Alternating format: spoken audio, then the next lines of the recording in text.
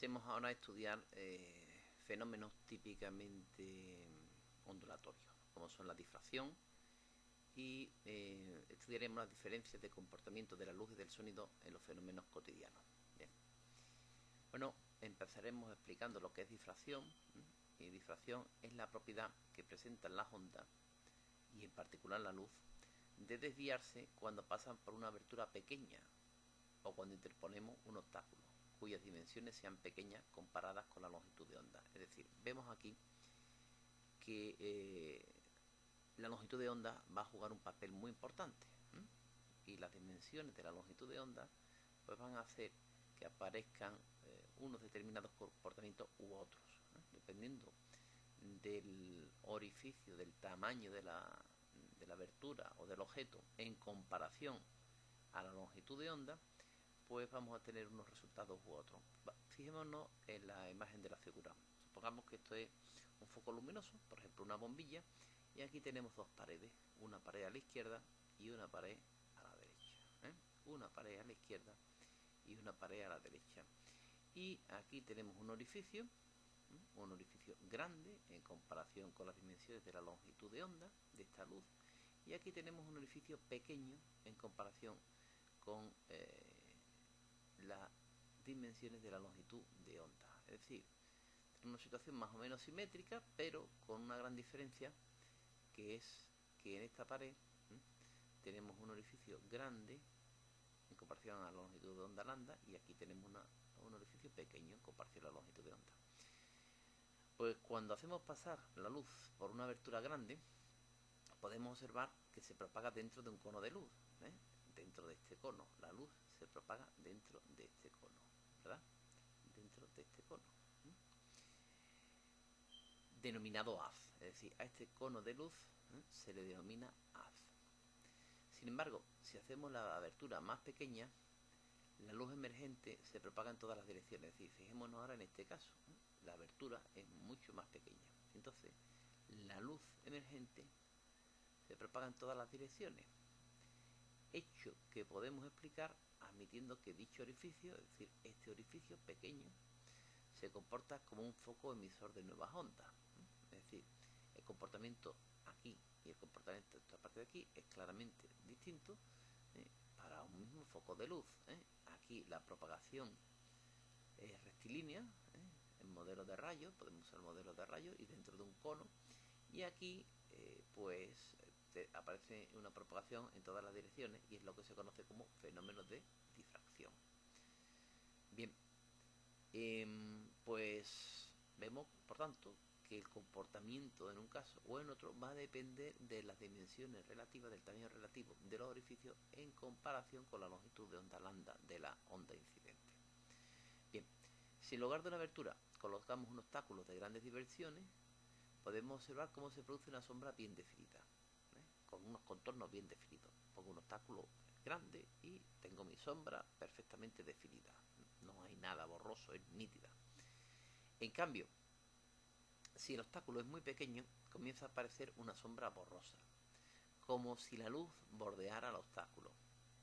Si el obstáculo es extremadamente pequeño, aparecerá lo que se denomina un patrón de difracción, en el que, curiosamente, el centro puede ser un punto iluminado. Bien, los fenómenos de difracción se manifiestan en todas las ondas del espectro electromagnético, es decir, que no son típicas de una única clase de onda, es decir, que se manifiestan en todas las ondas del espectro electromagnético. Así, aquellas ondas de radio de mayor longitud de onda experimentarán una desviación mayor alrededor de los edificios, es decir, se difractan mejor. Dicho de otra manera, a mayor longitud de onda lambda, mayor difracción. Repetimos, cuanto mayor sea la longitud de onda lambda, mayor será la difracción, se difractan mejor. Esta es la explicación por la cual en algunos lugares se recibe la señal de AM con claridad, mientras que no detectamos la de FM. Es decir, es más fácil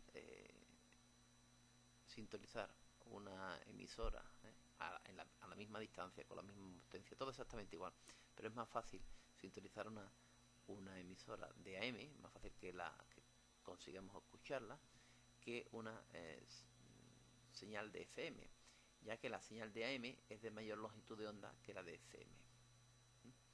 Bien, en resumen, cuanto mayor es la longitud de onda o menor frecuencia, mayor es la difracción, ¿vale? Esto hay que conocerlo. A mayor longitud de onda, mayor difracción. Bien, para las dimensiones de los objetos que nos rodean, los objetos cotidianos, los fenómenos de difracción son más evidentes para el sonido que para la luz. Es decir, el sonido dobla las esquinas, la luz no, ¿vale? Yo puedo escuchar lo que pasa en la otra esquina, porque el sonido se difracta y puedo escucharlo, pero no puedo ver lo que pasa en la esquina opuesta. Esto es una experiencia, bueno, conocida por todos, que han caminado por una calle, han llegado a una esquina, en fin, es una experiencia bastante conocida.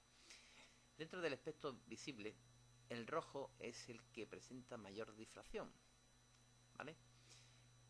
Ya que es el que tiene mayor longitud de onda, o mejor dicho, o igualmente menor frecuencia. Es decir, el rojo es el que mejor se difracta.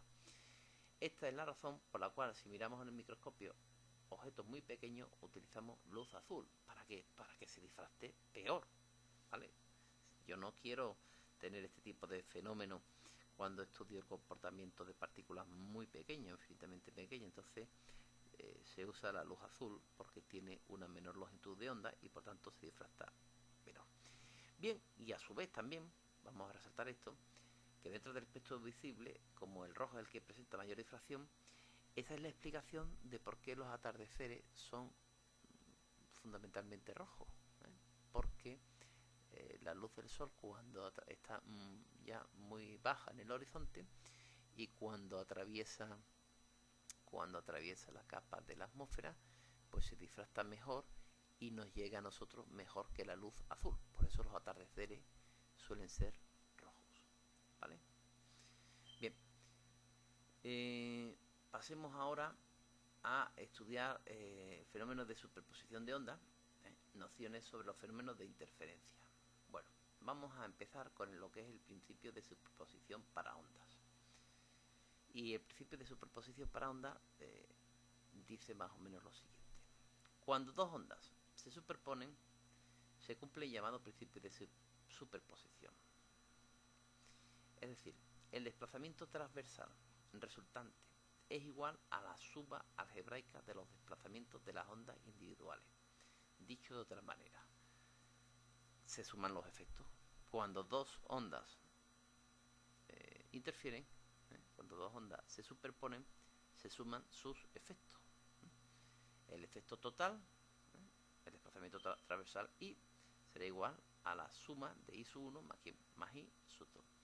Supongamos que tenemos una onda, I sub 1, con esta siguiente función de onda, ¿vale? Correspondería a la situación A. Y supongamos también en este punto O una onda en función del tiempo y sub 2. Pues, ¿cuál será la resultante? La suma de las dos. Pues tendré que sumarlo. Aquí en este punto, ¿cuánto vale las dos? 0 y 0. La amplitud aquí vale 0. Aquí estamos en 0. Y ahora tendré que sumarlo. Aquí vemos que esto aumenta y tendré que sumarlo con este. Y obtendré esta parte de aquí.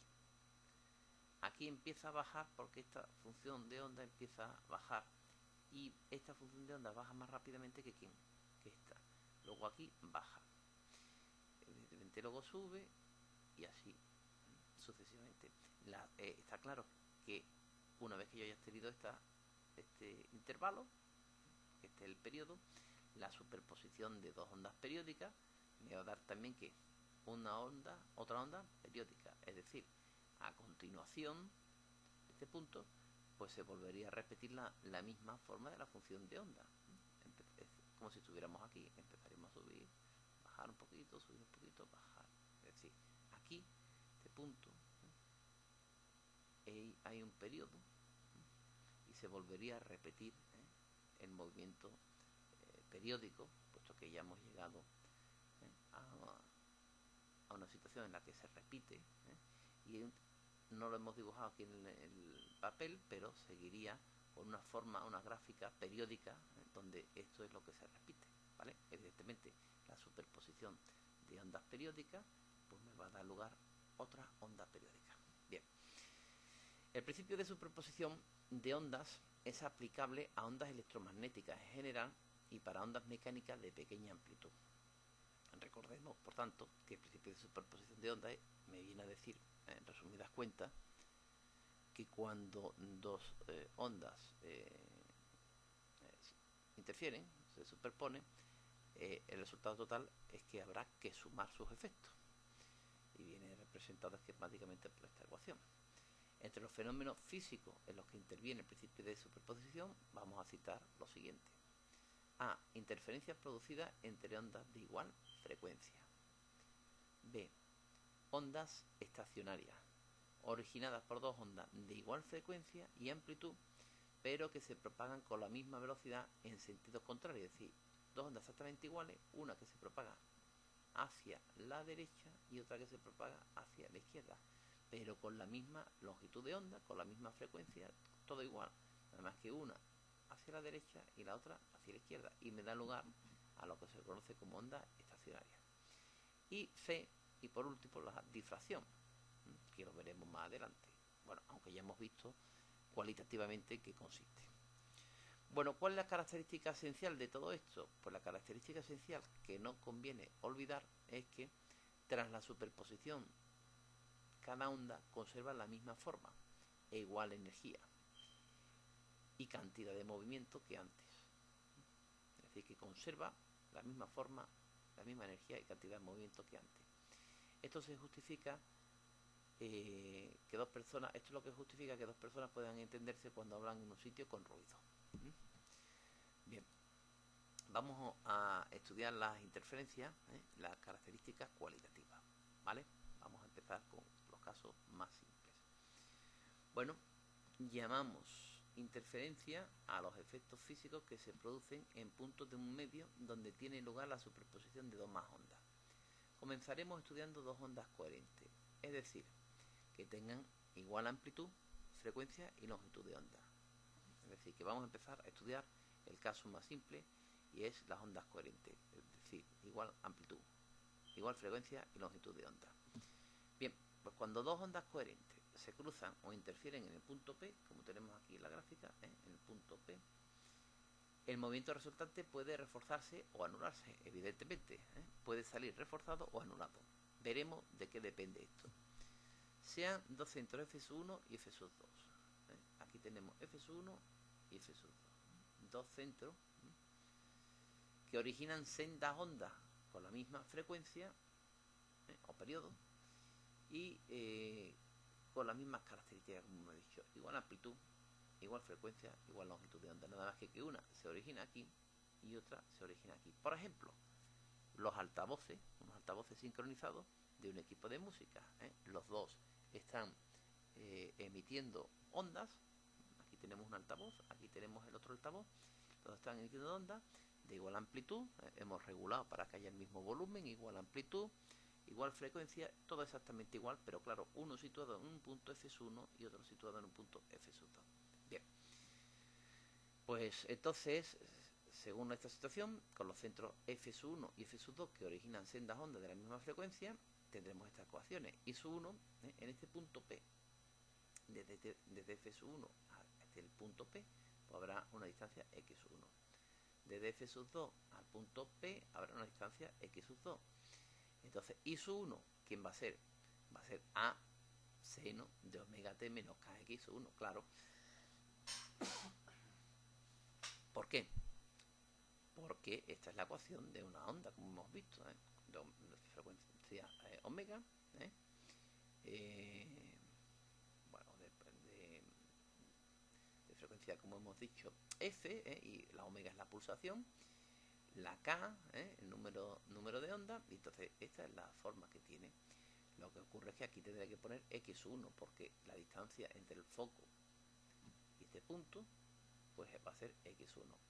Análogamente me ocurriría para esos dos, es decir, sería A seno de omega t menos K x sub 2. Lo único que cambia es la x sub 2, que ahora la distancia desde aquí hasta aquí va a ser x sub 2.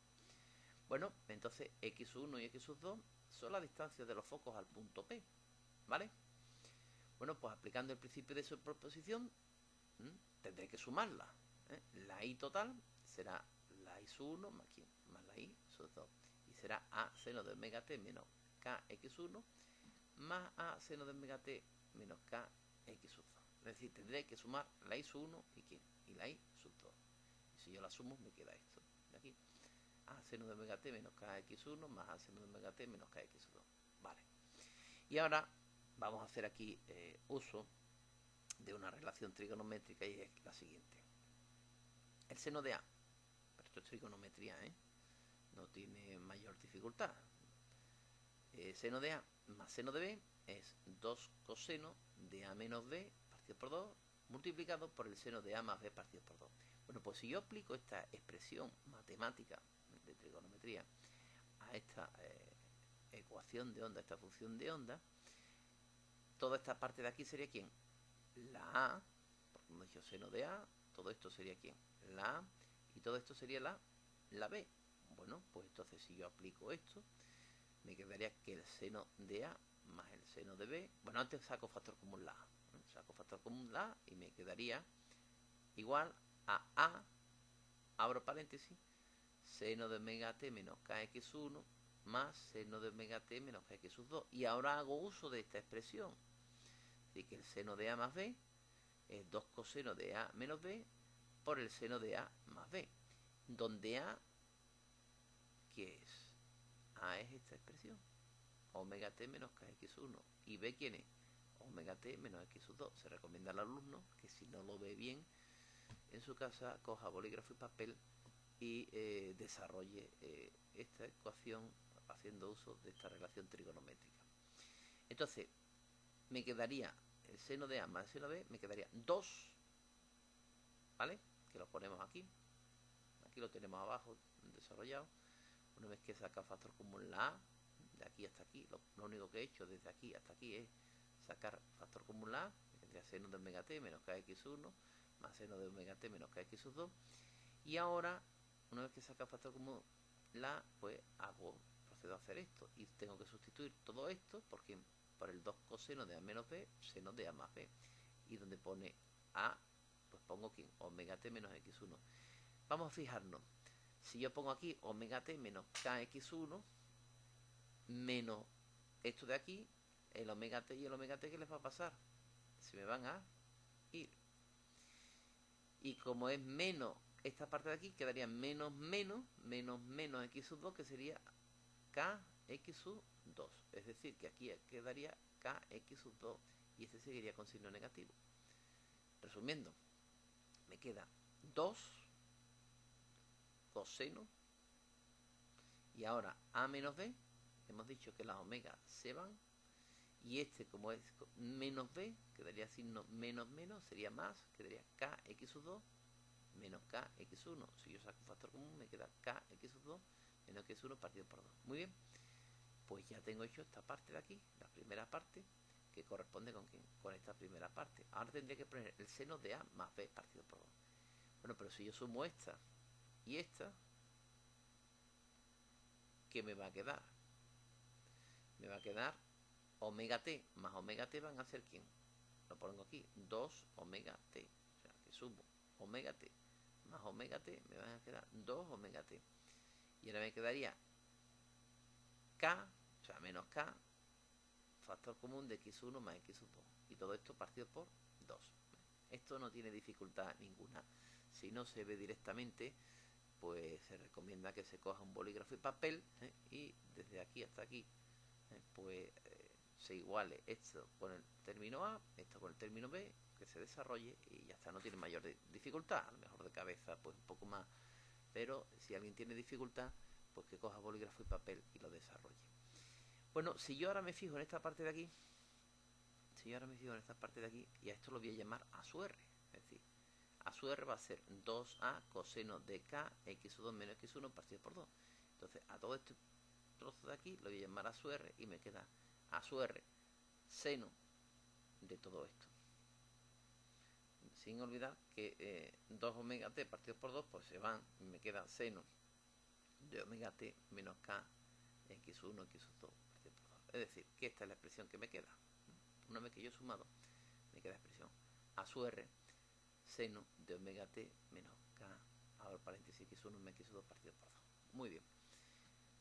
Esta es la expresión que queda, donde hay que recordar que la su r vale esto de aquí. 2 por la amplitud inicial por coseno de k, que es el número de onda, x2 menos x1 partido por 2. Bien. Pues vamos a ver ahora las características de esta onda, ¿vale? De esta onda que acabo de obtener, ¿eh? La onda resultante de la interferencia. Vamos a ver las características. Y la onda resultante es de la misma frecuencia. Claro, ¿por qué es de la misma frecuencia? Pues aquí lo tenemos porque la omega va a ser la misma. Entonces, como la omega va a ser la misma, pues la frecuencia va a ser la misma, ¿eh? Fíjense, la IS1 tenía una frecuencia omega, la IS2 tiene una frecuencia omega y el resultante tiene otra frecuencia omega. Luego, todos van a tener que la misma frecuencia, ¿vale? Bien. Entonces la onda resultante de la misma frecuencia, de la misma longitud de onda, lambda, que las anteriores, y su amplitud de resultante va a variar de un punto a otro, siendo máxima o mínima en los siguientes casos. Vamos a estudiar ahora las diferentes posibilidades. Bien, la interferencia será constructiva cuando la amplitud sea máxima y de valor 2A. Si yo me fijo en esta expresión, ¿cuándo esta expresión va a ser máxima? Esta expresión va a ser máxima cuando esto valga 1. Coseno de k x2 menos x1 partido por 2 valga 1. Cuando esta expresión valga 1, pues tendré una amplitud que será 2a por coseno de esto, que valga 1, es decir, que cuando esto sea, o sea, tenemos que exigir que coseno de esta cantidad de k x2 menos x1 partido por 2 valga 1. 1 o menos 1. Para que esto sea máxima, ¿vale? Porque el producto de 2a por esto, pues va a ser siempre menor o igual que 2a, porque el coseno, como mucho, va a valer o más 1 o menos 1. Pues vamos a estudiar justo el caso en que valga más menos 1. Es decir, coseno de k x2 menos x1 partido por 2 es igual más menos 1, pero k no olvidemos que es 2pi partido por lambda. Entonces yo sustituyo. Es decir, que cuando 2pi partido por lambda, x2 menos x1 partido 2 sea igual a npi. No olvidemos. Vamos a ver. ¿Cuánto vale el coseno de 0? 1. ¿Cuánto vale el coseno de pi? Menos 1. ¿Cuánto vale el coseno de 2pi? Perdón, el coseno de menos pi vale 0. Vamos a repetir de nuevo. Estoy especialmente interesado en que esto valga más menos 1. ¿Y cuándo esto va a valer más menos 1? Pues cuando todo el ángulo valga npi. Cuando todo el ángulo valga npi. Es decir, el coseno de k x2 menos x1 partido por 2 tiene que ser más menos 1. Y esto va a ocurrir cuando este ángulo de aquí sea npi. Y repetimos. Para n igual a 0, claro, el coseno de 0 vale 1. Para n igual a 1, tendría el coseno de pi que vale menos 1. Para n igual a 2, que tendría el coseno de 2pi que vale 1, y así sucesivamente. Es decir, si yo sustituyo ahora la k por su valor, que ya sabemos que la k vale 2pi partido por lambda, pues al sustituir este 2 de aquí y este 2 de aquí, ¿qué le pasa? Se van. Esta pi y esta pi, ¿qué les pasa? Se van. Y esta lambda pasa para acá. Les repito, este 2 y este 2 se van. Esta pi y esta pi se van y esta lambda pasa para acá. Entonces me quedaría x2 menos x1 es igual a n lambda. Es decir, cuando la diferencia de camino, no olvidemos la diferencia de camino, x1 y x2,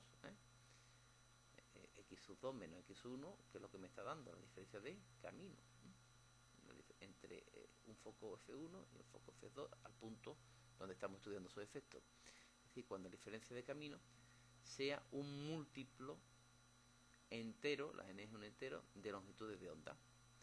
¿Y cuándo la interferencia va a ser destructiva? Pues cuando este coseno valga 0. Este coseno va a valer 0. Coseno de k x sub 2 menos x1 partido por 2 igual a 0. ¿Cuándo? Cuando k x sub 2 menos x1 partido por 2 sea igual a 2n más 1 pi medio. Es decir, cada pi medio, o mejor dicho, cada pi medio no, en un número impar de pi medio. Vamos a ver, el coseno de 90, ¿cuánto vale? 0. 90 es pi medio. El coseno de 3 pi medio, ¿cuánto vale? 0. Y así sucesivamente. Entonces, hace falta que esto valga 2n más 1 pi medio, un número impar de pi medio, y entonces este coseno valdrá 0. ¿De acuerdo? Entonces, repetimos, para que esto valga 0, hace falta que k por x sub 2 menos x1 partido por 2 sea igual a 2n más 1 pi medio. Si yo sustituyo k por su valor, me quedaría 2pi partido por lambda. Esta pi y esta pi, ¿qué les pasa? Se me van. Este 2 y este 2, ¿qué les pasa? Se me van. Esta lambda pasa para acá, entonces me quedaría, repetimos, este 2 y este 2, ¿qué les pasa? Se van. Este pi y esta pi se van. Y esta lambda pasa a la derecha, entonces me quedaría x sub 2 menos x sub 1 es igual a 2n más 1 lambda medio. Es decir, esto ocurrirá cuando la diferencia de camino sea igual a un número impar de los semilongitudes de onda. Es decir, que la interferencia va a ser destructiva y la amplitud será nula cuando la diferencia de camino sea igual a un número impar de semilongitudes de onda. Estos puntos de amplitud nula se llaman nodos, y las líneas que los unen reciben el nombre de líneas nodales. En estos puntos las ondas llegarán en oposición de fase. Bien, vamos a ver un ejemplo. Supongamos una distancia. Tenemos un foco aquí, ¿vale? Y tenemos la onda que se propaga. Y supongamos que tenemos aquí otro foco f sub 1. Bien, esta sería la distancia x1. Bueno, este correspondería a un caso en que x1 menos x2 es igual a lambda, donde lambda es la longitud de onda. Vamos a ver. Entonces, en este caso, la interferencia se produciría una interferencia en fase, sería una interferencia constructiva. ¿Por qué? Porque x1 menos x2 es un número entero de longitudes de onda. Concretamente, en este caso, n vale 1. x2 menos x1 en general tiene que ser n lambda. Y en este caso concreto, n vale 1. N vale 1. Si n vale 1, pues entonces me quedaría x1 menos x2 igual a lambda. Y vamos a verlo gráficamente. Claro, cuando la onda f1 llega a este punto, en este punto y este punto están en el mismo estado de vibración. Ahora este empezaría a subir, pero este también empezaría a subir. Y esto seguiría subiendo hasta este punto, que correspondería exactamente con ¿quién? Con este otro punto. Y ahora cuando esto empezase a bajar, empieza a bajar de igual modo. Es decir, si vemos, desde aquí hasta aquí, las dos se repiten, son periódicas, exactamente igual, tienen la misma forma, están en fase. Porque cuando este sube, cuando este alcanza su máximo, este alcanza su máximo, cuando este alcanza su mínimo, este también alcanza su mínimo, etcétera. Es decir, que cuando yo sume todo esto, pues va a ser una interferencia constructiva porque se van a sumar. Y aquí la amplitud sería el doble porque tengo que sumar esta onda más esta otra, entonces la amplitud sería el doble. Es decir, este correspondería a un caso de interferencia en que las dos están en fase, ¿vale? Porque x1 menos x2 es igual a lambda. Vamos a considerar este otro caso. Aquí tengo f sub 2 y aquí tengo f sub 1. Esta será, desde aquí hasta aquí, será la distancia x sub 2 y desde aquí, de f sub 1 aquí, sería la distancia x sub 1. ¿Vale? Si yo hago la diferencia de x sub 1 menos x sub 2, me queda lambda medio. Entonces, a quedarme lambda medio, estoy en un caso concreto del... aquí con n igual a 0. Sustituyo n igual a 0, 2 por 0 es 0, más 1, que no, lambda medio. Es decir, que estaría en un caso de interferencia destructiva. caso de interferencias destructivas. Bueno, y vamos a verlo. Efectivamente, fíjense, cuando aquí la onda esta empieza a subir, esta onda empieza a bajar. Y cuando aquí tenemos un máximo, aquí tenemos un mínimo, con lo cual se me anulan. Y cuando aquí empieza a bajar, este empieza a subir. Y cuando tengo aquí 0, aquí también tengo 0. Y ahora este que empieza a bajar, pues aquí empezamos a subir. Es decir, que si yo sumo estas dos, como me va a dar 0, porque cuando una sube, la otra baja y viceversa. Entonces estarían en una interferencia en oposición. Bien, si yo miro desde arriba y hago mi representación gráfica de una situación como esta, donde tengo un foco F1, un foco F2, tengo, por ejemplo, este punto, y yo sé que entre este punto y este punto hay una diferencia lambda medio. Bueno, pues si yo hago la diferencia de x2 menos x1, donde x2 es la distancia desde aquí hasta aquí y x1 es la distancia desde aquí hasta aquí, pues si yo hago esa diferencia, lo que me va a quedar es este espesor, y este espesor es justamente lambda medio. Entonces este punto estaría como, estaría en interferencia en oposición.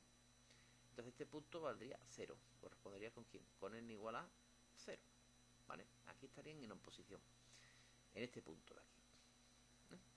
Bien, si yo me desplazo ahora aquí una longitud de onda lambda medio, una distancia lambda medio, pues ahora resulta que este es lambda medio más pequeño y este es lambda medio más grande. Luego la diferencia entre este y este ahora va a ser lambda medio más otro lambda medio, y lambda medio que tenía son 3 lambdas medios. Es decir, que si entre estos dos había un lambda medio, ahora en este punto la diferencia de camino entre esta y esta va a ser 3 lambdas medios. ¿Y por qué? Pues muy fácil, porque la distancia x1 se ha disminuido en lambda medio. La distancia de aquí a f2, es decir, x2, ha aumentado en lambda medio. Luego, lambda medios que tenía, más un lambda entero de diferencia que hay, pues me quedaría, ¿qué me quedaría?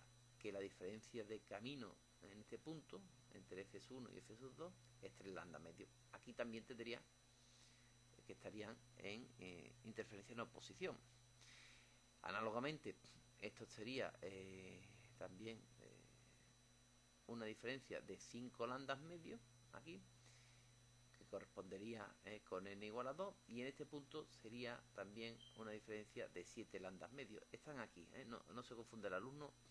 Este punto corresponde a lambda medio. Este de aquí, lambda medio. Este de aquí, 3 lambdas medio. Este de aquí, 5 lambdas medio. Y este de aquí, 7 lambdas medio. ¿Vale? Evidentemente hemos hecho la parte de la izquierda, pero la parte de la derecha sería simétrica. Bien, y alguien puede preguntar, bueno, ¿y esto qué es? Bueno, pues estos son cónicas, porque ahora si yo calculo la distancia desde aquí hasta aquí, f1 y f2, ustedes ya saben que las cónicas tenían unas propiedades, y es que se hallaban como la distancia a una recta generatriz que cumplía una serie de condiciones. Esto lo vimos ya en el movimiento, en el tema del movimiento planetario, las leyes de Kepler, y cuando estudiamos con más tranquilidad el tema de las 3 leyes de Kepler, las cónicas, etcétera. Bueno, pues este sería un caso concreto, cómo quedaría visto desde arriba de una situación en donde tenemos líneas nodales. Esta sería una línea nodal donde la interferencia es destructiva. Aquí la interferencia es destructiva, aquí también es destructiva, en todo esta es destructiva, en todos estos puntos, toda esta cónica, la interferencia sería destructiva. Bien, y una vez explicado esto, repasando, viendo aquí de nuevo cómo estos estarían en fase porque se suman, y estos estarían en oposición porque sus efectos son justo lo contrario. Si yo sumo este con este de aquí, pues tendría una superposición constructiva, porque se suman sus efectos. Los dos máximos corresponden con dos máximos, dos mínimos, con dos mínimos, y aquí estarían en interferencia en oposición. Bueno, pues ahora veremos la formación de ondas estacionarias en resorte y en cuerda.